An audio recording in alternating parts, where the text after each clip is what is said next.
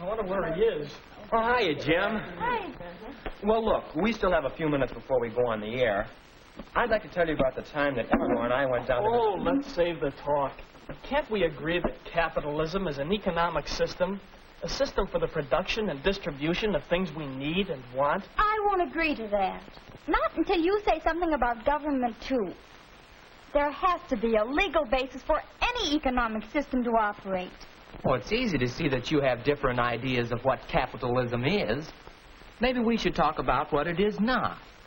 It is not a system of strict governmental control and planning in which a dictator or board tells people what jobs they may hold and what goods they may produce. And it's not a system of government ownership.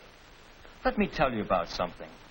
It shows that the basis of the capitalistic system is private property. It happened when Eleanor and I went down to get the things for the class weenie roast.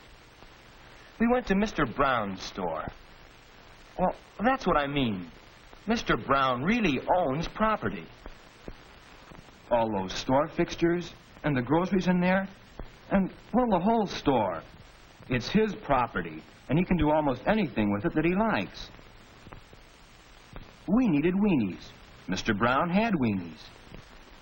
It's as simple as that. You might argue about his prices. Anyway, Eleanor did. But after all, he has a right to earn something for the goods and services he supplies, and he does supply services as well as goods.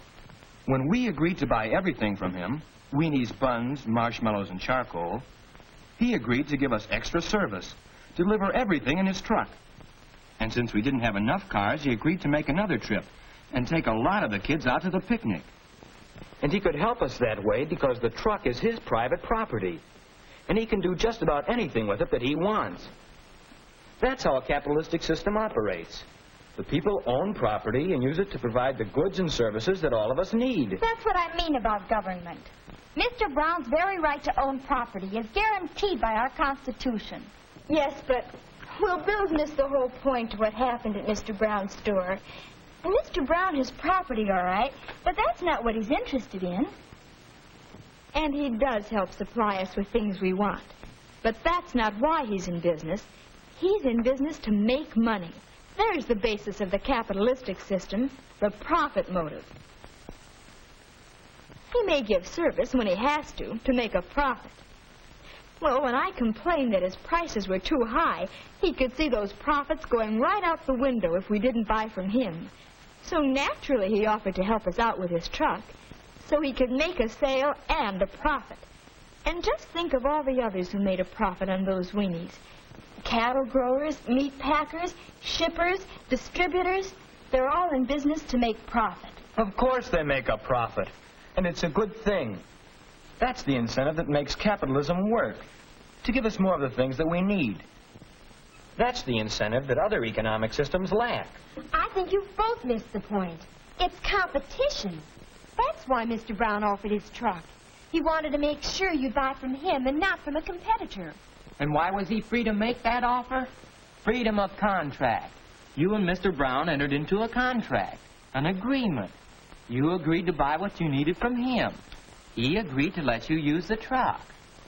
In the same way, he got the weenies by entering into a contract with the wholesaler.